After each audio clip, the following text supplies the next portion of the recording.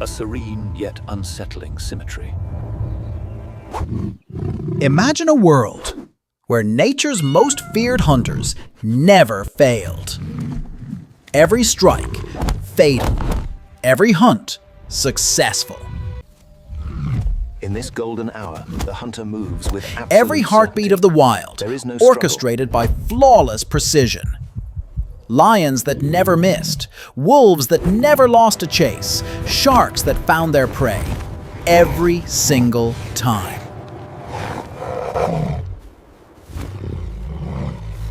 It sounds impressive, almost divine. But the truth? It's the fastest path to ruin nature could possibly invent. Because perfection, in the wild, isn't strength. It's a death sentence, carefully gift-wrapped in efficiency.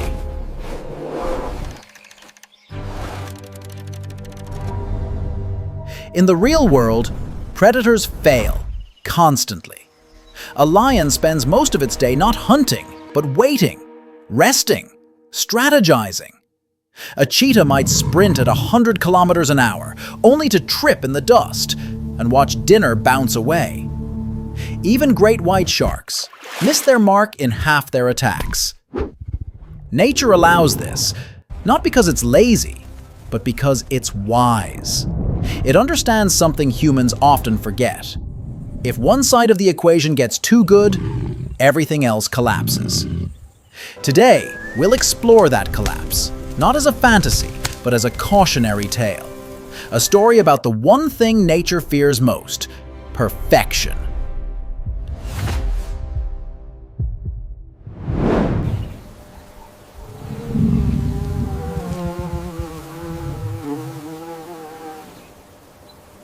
Let's start with a confession.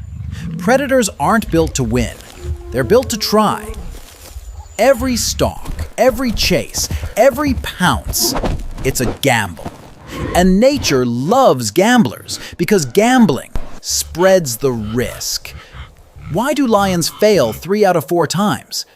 Because it keeps antelopes alive. Why do eagles sometimes miss a fish mid-dive?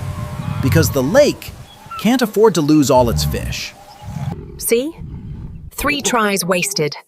Nature's way of saying, even kings need humility. Predator imperfection isn't a flaw. It's the invisible brake system of life. Failure saves energy too.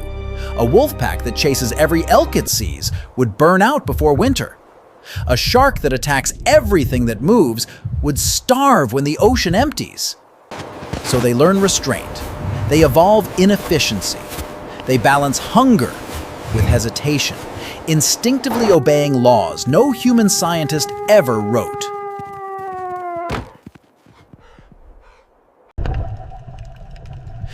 And hidden within those failures lies evolution's quiet genius: natural selection. By catching only the weak, predators make prey stronger. Every missed strike lets the fastest, cleverest survivors breed.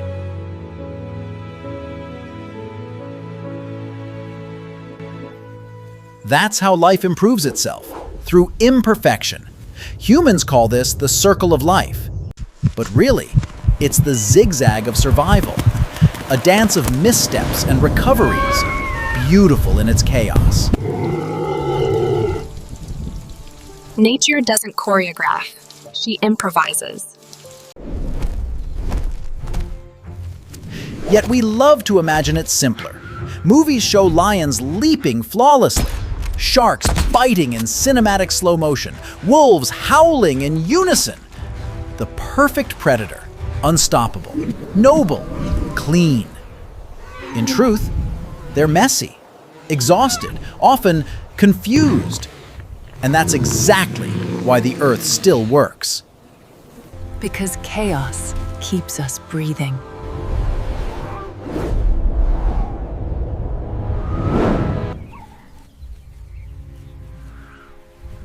But let's cheat for a moment. Let's take evolution's balance, snap it clean in half, and see what happens. Imagine it. Through mutation, magic, or human meddling, our predators suddenly become perfect.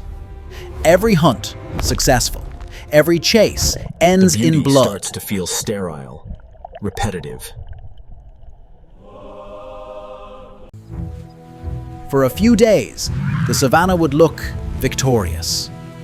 Lions, sleek and well-fed. Wolves, confident, strong. Sharks, gliding through seas of silence. Then, within weeks, the silence would deepen, because the prey would be gone.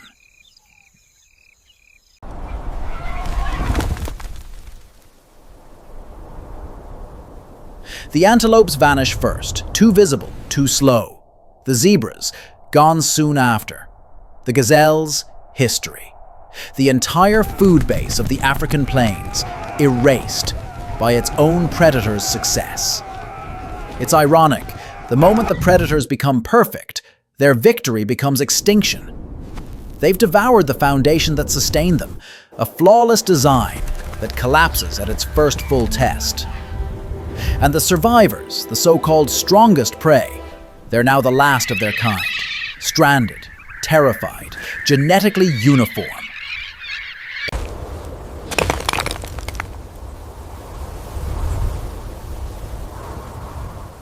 Without diversity, one drought, one disease, and the rest are gone too. You can almost hear the echo of hoofbeats fading into the wind. Soon, the plains fall silent, not with peace, but with emptiness. That silence spreads. Vultures find no carcasses to feed on. Hyenas wander the bones, confused, starving. Flies have no hosts. Even the soil misses the droppings that once fertilized it.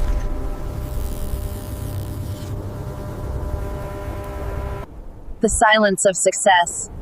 Nature's cruelest punchline. The predators, our perfect champions, now look to one another. And the next chapter begins. The predator. Perfection devours itself. This is where nature's threads start to snap.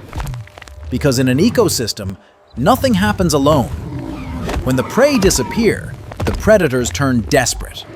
Lions attack hyenas. Hyenas attack lions. Sharks, once satisfied with fish, start taking on seals, then seabirds, then each other. Desperation breaks every boundary nature built. The concept of balance dissolves into panic. Meanwhile, other creatures notice the vacuum. Rodents, insects, and scavengers bloom in odd places. Without mid-level predators to keep them in check, some thrive briefly, until they too become targets. For a few fleeting months, the world looks chaotic, but alive. Then the chaos burns itself out.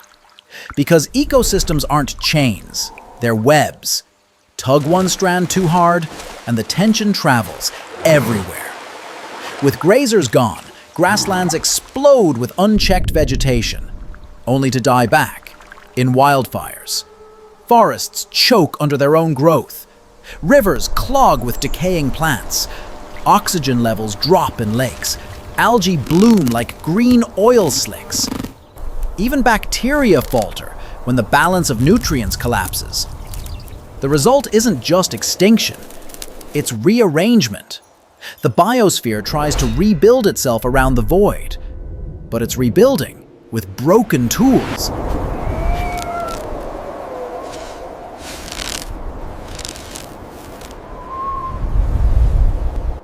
I'm standing in what used to be a thriving valley. There were herds here once, thousands of them. You can still see the impressions of hooves, frozen in the dry soil like footprints in ash. The air feels heavy, like it's waiting for something to move. But nothing does. The predators? They're gone too now. A few survived long enough to hunt each other. The rest starved. It turns out, even perfection needs imperfection to live.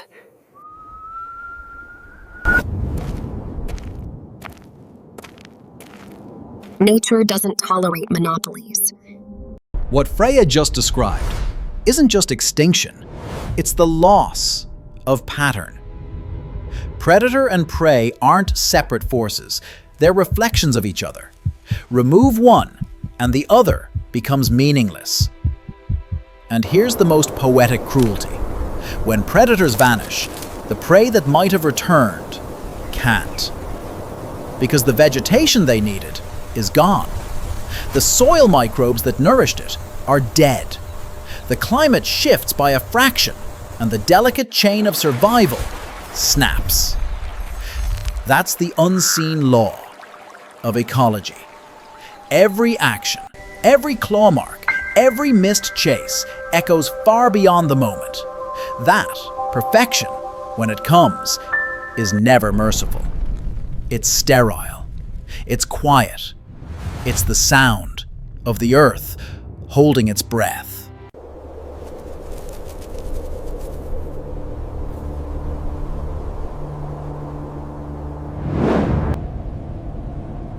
Perfection has a strange sound.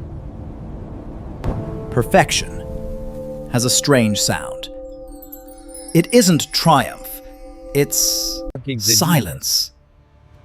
In our imagined world, that silence spreads like a disease. With herbivores gone, some landscapes grow wild and thick, swallowing everything in green. Others, stripped bare by fire or drought, turn to dust. Forests collapse into what ecologists call ghost forests, tree trunks standing like gravestones over poisoned soil. Rivers run high for a season, then vanish underground. Birdsong fades, replaced by the low hum of wind moving through empty branches. When balance breaks, nature doesn't simply die, it mutates. And what replaces it doesn't look like paradise. It looks like a fever dream. On some coasts, insects swarm unchecked, breeding and decaying vegetation. Without predators, they bloom into choking clouds, devouring the remains of what little life persists. Elsewhere, fires rage from uncontrolled plant growth, spreading faster because no herds remain to graze them down. When the weather patterns shift, vegetation once held water in the ground. Now the soil bakes under relentless heat. We start to realize something uncomfortable. The line between predator and climate, between biology and geology, is thinner than we thought. The Earth itself is a living network, part fang, part root, part breath. Pull one thread too tight, and the entire planet coughs.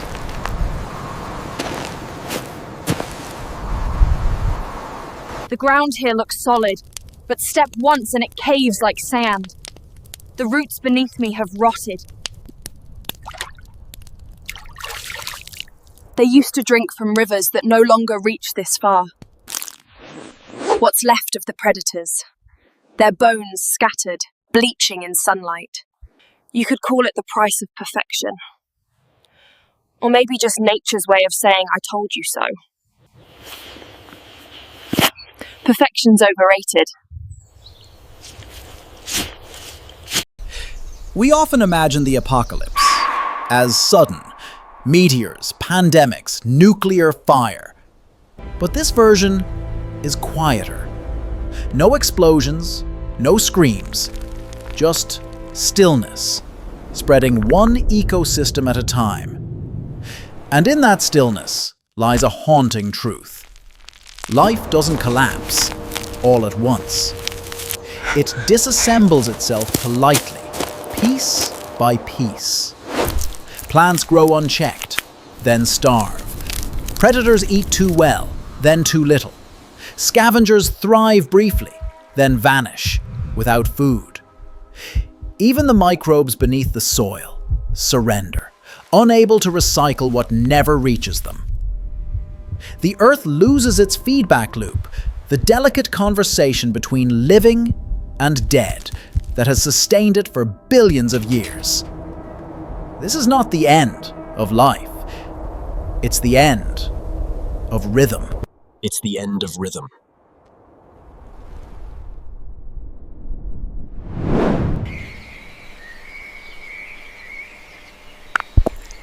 Perfection, it turns out, is the enemy of resilience. What keeps the natural world alive isn't strength, it's limits. The boundaries, the inefficiencies, the accidents. Those are what keep everything else from burning out. When wolves were reintroduced to Yellowstone in the 1990s, they failed to hunt every elk, and that failure reshaped the park. The elk moved differently, avoided open valleys, and allowed trees and shrubs to regrow. Beavers returned, birds returned, rivers found their old courses, all because a few hungry wolves failed just often enough. It's not a story about dominance, it's about restraint, the art of losing just enough to keep the world turning. Humans, however, struggle with that concept.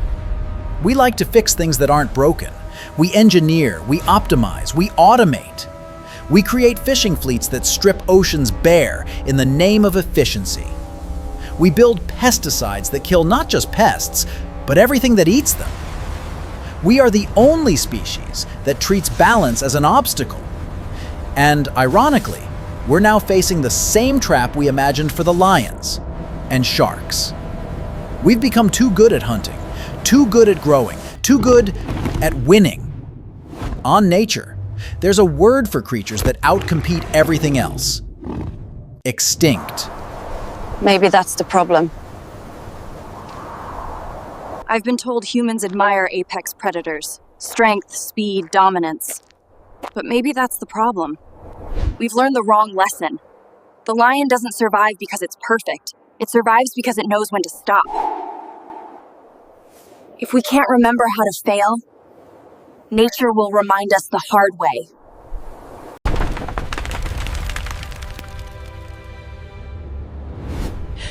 Failure is not defeat. In biology, it's feedback. Every missed strike, every lost hunt, every near miss recalibrates the system. It's how the world learns to survive itself. Perfection doesn't learn. It doesn't adapt. It doesn't even notice when it's dying. And that's why nature, our chaotic, clumsy, messy nature, keeps winning.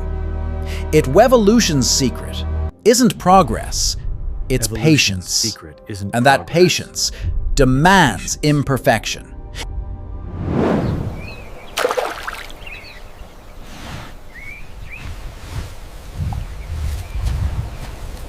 Look closely at the wild, and you'll see a rhythm older than reason.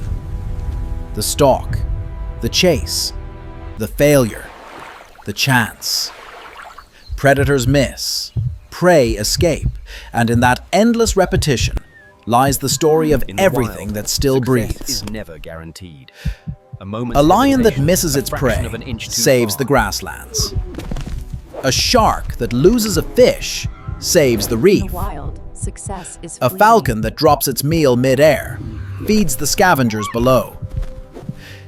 Every error is a gift. Every flaw, a lifeline. If perfection ever took over, Earth would suffocate under its own success. Because life doesn't need winners, it needs participants.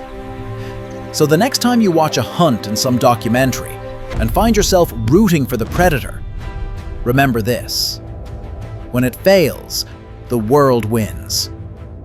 And somewhere, buried in the long, patient logic of evolution, even failure has a purpose.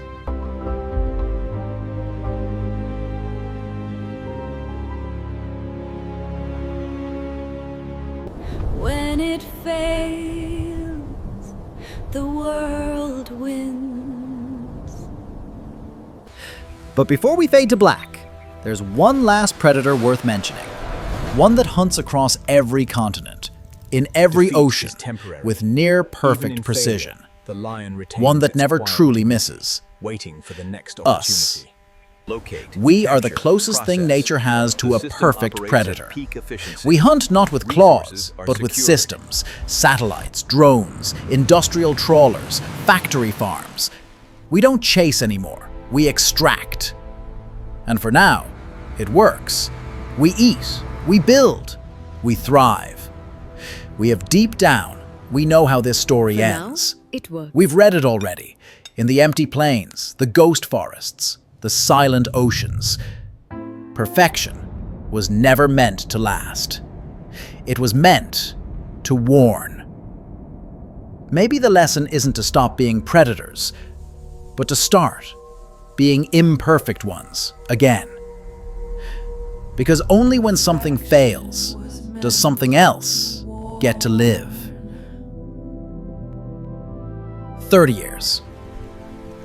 The story with a note family internet. Thank you for watching and listening on Gaz.